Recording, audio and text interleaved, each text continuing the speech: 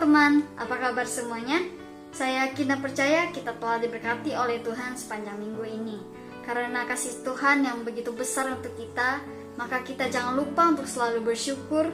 Jangan lupa untuk selalu berterima kasih kepada Tuhan yang telah menjaga dan melindungi kita.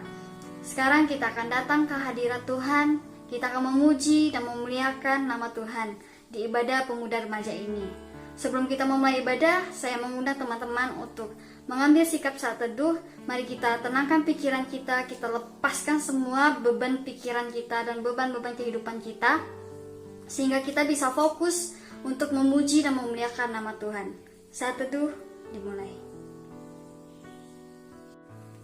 Mazmur 31 ayat 22 dan 25. Terpujilah Tuhan sebab kasih setianya ditunjukkannya kepadaku dengan ajaib pada waktu kesesakan. Kuatkanlah dan teguhkanlah hatimu, hai semua orang yang berharap pada Tuhan. Terima kasih Tuhan untuk berkat penyertaan dan perlindungan-Mu sepanjang minggu ini. Terima kasih karena Engkau telah memberkati kami. Terima kasih karena kasih setiamu yang besar sehingga Engkau tidak meninggalkan kami dalam waktu kesesakan. Sekarang kami mau beribadah Tuhan, kiranya Engkau memberkati dari awal, pertengahan, hingga akhir ibadah kami. Dan biarlah pikiran kami fokus kepadamu ya Allah. Segala kuasa iblis yang ingin mengganggu kami tolak dan patahkan dalam nama Tuhan Yesus Kristus. Haleluya, amin. Teman-teman, saya yakin dan percaya kita semua pasti sudah tahu siapa Tuhan Allah kita. Tuhan Allah kita yaitu Tuhan Yesus Kristus. Dia adalah Tuhan dari segala Tuhan. Dia adalah Raja dari segala Raja yang berkuasa di bumi dan di surga. Hanya kepada Tuhan Yesuslah kita menyembah. Hanya Tuhan Yesuslah yang layak mendapat segala pujian dan penyembahan kita. Mari teman-teman, sekarang kita akan mengangkat pujian layak dipuji dan disembah.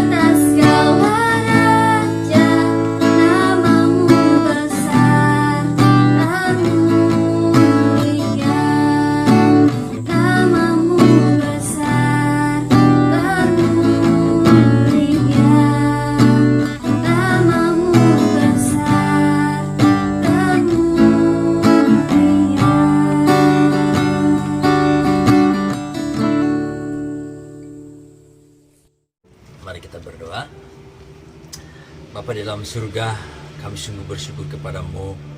Engkau yang mengasihi kami, Engkau yang memberkati kehidupan kami. Terima kasih Tuhan untuk kesempatan malam hari ini boleh kami beribadah dalam ibadah persekutuan ibadah online ini. Saat ini kami akan mendengarkan kebenaran firman-Mu. Tuhan, tolong kami bila firman-Mu boleh kami mengerti, kami pahami dengan baik ya Tuhan. Terlebih Tuhan, kami siap untuk melakukan, mengaplikasikan dalam kehidupan kami, dan lewat hidup kami nama Tuhan dipermuliakan. Terima kasih Tuhan, berfirmanlah bagi kami siap mendengarkan. Di dalam nama Tuhan Yesus Kristus kami berdoa dan bersyukur. Shalom saudara sekalian yang kasih Tuhan. Mari saudara sekalian, kita akan mendengarkan kebenaran firman Tuhan. Saya mengajak kita semua untuk membuka Alkitab kita yang terdapat di dalam Yakobus pasal 1. Yakobus pasal 1 ayat yang ke-26 dan 27. Yakobus 1 ayat 26 dan 27. Demikian bunyi firman Tuhan, saya bacakan kepada kita. Jikalau ada seorang menganggap dirinya beribadah tetapi tidak mengekang lidahnya, ia menipu dirinya sendiri, maka sia-sialah ibadahnya. Ibadah yang murni dan yang tak bercacat di hadapan Allah Bapa kita ialah mengunjungi yatim piatu dan janda-janda dalam kesusahan mereka dan menjaga supaya dirinya sendiri tidak dicemarkan oleh dunia. Saudaraku yang dikasihi Tuhan, dalam perenungan firman Tuhan ini kita akan mempelajari dengan tema kemurnian ibadah. Kemurnian ibadah. Saudara-saudara yang kasih Tuhan, berbicara tentang ibadah ini, mungkin kita berpikir ibadah itu adalah ketika kita berkumpul di gereja, kita bernyanyi memuji Tuhan, berdoa, mendengarkan firman Tuhan. Ibadah itu adalah ketika kita mengikuti jadwal-jadwal kegiatan ibadah yang ada di gereja kita, seperti PAK, persekutuan doa, komsel, dan sebagainya. Iya, benar saudara sekalian, itu adalah bagian dari ibadah. Namun saudara sekalian, kita mau melihat lebih dalam lagi, apakah ibadah itu? Secara pengertiannya saudara sekalian, dalam perjanjian baru, istilah ibadah itu dalam bahasa Yunaninya menggunakan kata latreia, artinya adalah pengabdian, yaitu pengabdian kepada Allah. Dalam KBBI, Kamus Besar Bahasa Indonesia, mendefinisikan ibadah adalah perbuatan untuk menyatakan bakti, ya, penghormatan, penundukan diri kepada Allah yang didasari ketaatan mengerjakan perintahnya dan menjauhi larangannya. Jadi saudara sekalian, ibadah itu adalah bukan hanya sekedar upacara gerejawi saja, melainkan seluruh aspek hidup dan kehidupan kita adalah ibadah kepada Tuhan, mengabdi kepada Tuhan. Dengan arti lain saudara sekalian, kehidupan kita dimanapun dan kapanpun harus beribadah atau mengabdi kepada Tuhan. Itu sebabnya saudara sekalian, di dalam ibadah itu harus memiliki kemurnian, ketulusan, dan juga kebersihan hati kita di hadapan Tuhan. Rasul Yakobus dalam bagian firman Tuhan ini memberikan poin-poin penting bagi kita untuk menjaga kemurnian ibadah kita kepada Tuhan. Mari kita melihat saudara sekalian, kita akan belajar beberapa poin supaya kita bisa menjaga kemurnian ibadah kita di hadapan Tuhan. Yang pertama adalah menjaga perkataan atau mengekang lidah. Mari kita lihat dalam ayat 26, dikatakan di sana, jikalau ada seorang menganggap dirinya beribadah tetapi tidak mengekang lidahnya, ia menipu dirinya sendiri, maka sia-sialah ibadahnya. Orang yang tidak mengekang lidahnya menipu dirinya sendiri dan ibadahnya menjadi sia-sia alias tidak berguna, saudara-saudara sekalian. Timbul pertanyaan dalam hati kita, ada apa sebenarnya dengan lidah ini? Ada apa sebenarnya dengan perkataan itu? Mengapa lidah itu harus dikekang? Mari kita melihat, saudara sekalian, Rasul Yakobus menuliskan di pasal yang ketiga mengenai bahaya atau dosa karena lidah. Itu sebabnya lidah itu harus dikekang. Kita lihat dulu dari ayat yang ketiga ya. Pasal 3 yang ketiga dikatakan, kita mengenakan kekang pada mulut kuda sehingga ia menuruti kehendak kita. Dengan jalan demikian kita dapat juga mengendalikan seluruh tubuhnya. Jadi kekang dikenakan kepada mulut kuda supaya penunggangnya bisa mengendalikannya, supaya kuda itu bisa menuruti apa yang diinginkan oleh penunggangnya. Ketika kekang itu diarahkan ke kiri, kuda itu akan berjalan ke kiri. Ketika diarahkan ke kanan, kuda itu akan berjalan ke kanan. Ketika ditarik, dia akan berhenti. Jadi kekang itu yang mengendalikan kuda tersebut sesuai dengan kehendak penunggangnya. Yang keempat dikatakan, dan lihat saja kapal-kapal walaupun amat besar dan digerakkan oleh angin keras, namun dapat dikendalikan oleh kemudi yang amat kecil menurut kehendak juru mudi. Tentu kapal juga bukan hal yang asing bagi kita, saudara sekalian. Kemudi kapal itu adalah bagian yang kecil dari kapal yang begitu besar itu. Tapi dengan kemudi yang kecil itu bisa mengendalikan kapal tersebut, saudara sekalian, sesuai dengan kehendak juru mudi. Dia adalah yang kecil, tapi itu menjadi pengendali di dalam kapal, mengarahkan kapal itu akan kemana-manakah dia, ke kiri kah, ke kanan kah, atau lurus, saudara sekalian. Ayat yang ke-5, saudara sekalian, demikian juga lidah, walaupun suatu anggota kecil dari tubuh, namun dapat memegahkan perkara-perkara yang besar. Ya, inilah saudara sekalian bahaya dari lidah. Lidah walaupun bagian dari kecil dari tubuh dapat memegahkan perkara-perkara yang besar. Perkara kecil bisa dibesar-besarkan. Jadi dengan perkataan, dengan lidah itu bisa memfitnah orang, bisa menghina orang, bisa menyesatkan, dan terjadilah perkara-perkara yang besar. Saudara-saudara, kita juga mungkin tahu ya bagaimana berita-berita di media sosial, berita kebohongan, hoax yang terjadi berita di media sosial. Ini adalah lahir dari perkataan orang. Bisa perang antara suku, bisa bunuh-bunuhan oleh karena lidah yang tidak dikekang, oleh karena perkataan yang tidak dijaga. Selanjutnya yang kelima dikatakan juga, lihatlah betapapun kecilnya api, ia dapat membakar hutan yang besar. Iya, betapa kecilnya pun api yang kecil dapat membakar hutan yang begitu besar, merusak lahan yang besar. Demikian juga lidah, kalau tidak dijaga, kalau tidak dikekang, bisa merusak, saudara sekalian, merusak banyak orang, saudara. Karena itu kita harus menjaga perkataan kita, menjaga lidah kita. Di ayat yang ke-7 dan ayat ke-8 sekalian dikatakan, semua jenis binatang liar, burung-burung, serta binatang-binatang menjalar dan binatang-binatang laut dapat dijinakkan dan telah dijinakkan oleh sifat manusia. Tetapi tidak seorang pun yang berkuasa menjinakkan lidah. Ia adalah sesuatu yang buas, yang tak terkuasai dan penuh racun yang mematikan. Wow, saudara sekalian, betapa bahayanya lidah kalau tidak dikekang. Semua jenis binatang liar, burung-burung di udara, binatang-binatang menjalar, binatang-binatang laut bisa dijinakkan oleh sifat manusia.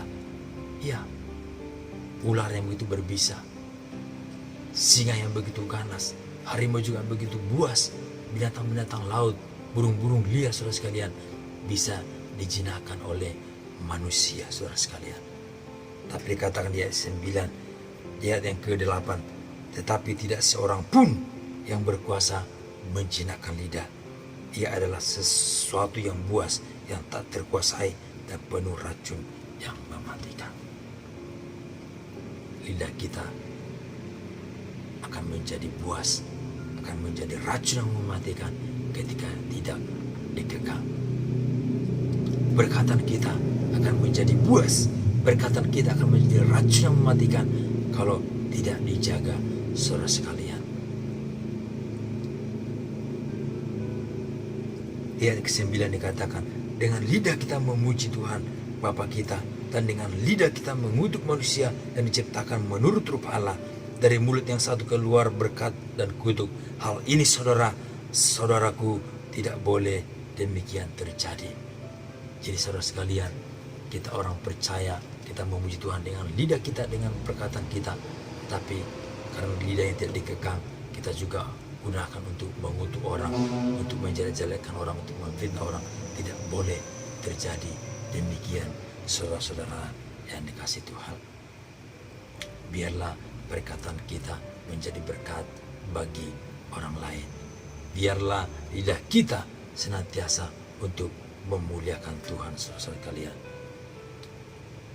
Perkataan kita pakai untuk menguatkan orang yang lemah, menghibur orang yang susah, dan juga mensuarakan kebenaran firman Tuhan, mengarahkan orang kepada firman Tuhan, saudara sekalian.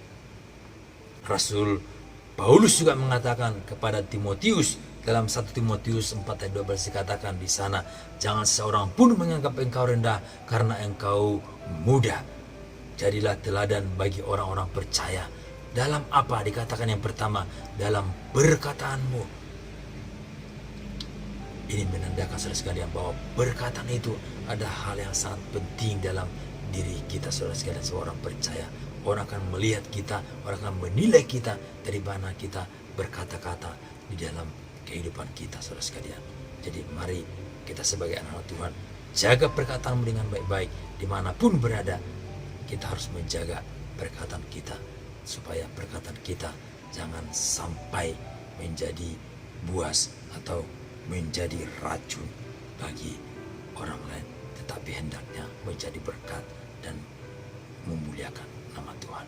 Yang kedua, saudara sekalian, bagaimana kita menjaga kemurnian ibadah kita di hadapan Tuhan, memiliki sikap belas kasihan. Mari kita melihat dalam ayat 27 bagian A dikatakan, ibadah yang murni dan yang tak bercatat di hadapan Allah Bapa kita ialah mengunjungi yatim piatu dan janda-janda dalam kesusahan mereka. Ya, dikatakan di sini mengunjungi, yaitu memperhatikan, ya, menolong, membantu orang-orang yang mengalami kesusahan. Saudara sekalian, tidak harus kita pergi mengunjungi yatim piatu atau janda-janda, tetapi bagaimana kita melihat, bagaimana kita meresponi yang ada di hadapan kita, yang ada di sekitar kita. Ketika ada orang mengalami kesusahan, ketika ada orang mengalami kesulitan yang kita lihat dan kita mampu menolong dia, adakah rasa belas kasihan di dalam hati kita? Adakah rasa empati itu di dalam hati kita? Maukah kita berbagi kasih dengan mereka? Maukah kita menolong mereka? Saudara sekalian, firman Tuhan mengajarkan kepada kita supaya kita tunjukkan belas kasihan itu. Bukankah keberadaan kita juga sampai saat ini oleh karena belas kasihan Allah? Allah yang berbelas kasih kepada kita sehingga kita boleh ada menikmati kehidupan sampai saat ini.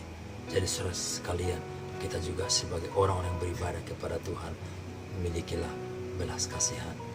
Jangan kita menjadi orang yang cuek saja, yang tidak peduli kepada sesama. Belas kasihan itu menjadi salah satu nilai juga di dalam kemurnian ibadah kita kepada Tuhan. Yang ketiga, saudara sekalian, bagaimana kita menjaga kemurnian ibadah kita? Yang ketiga adalah mengendalikan keinginan daging kita.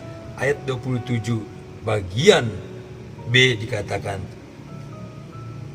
dan menjaga supaya dirinya sendiri tidak dicemarkan oleh dunia.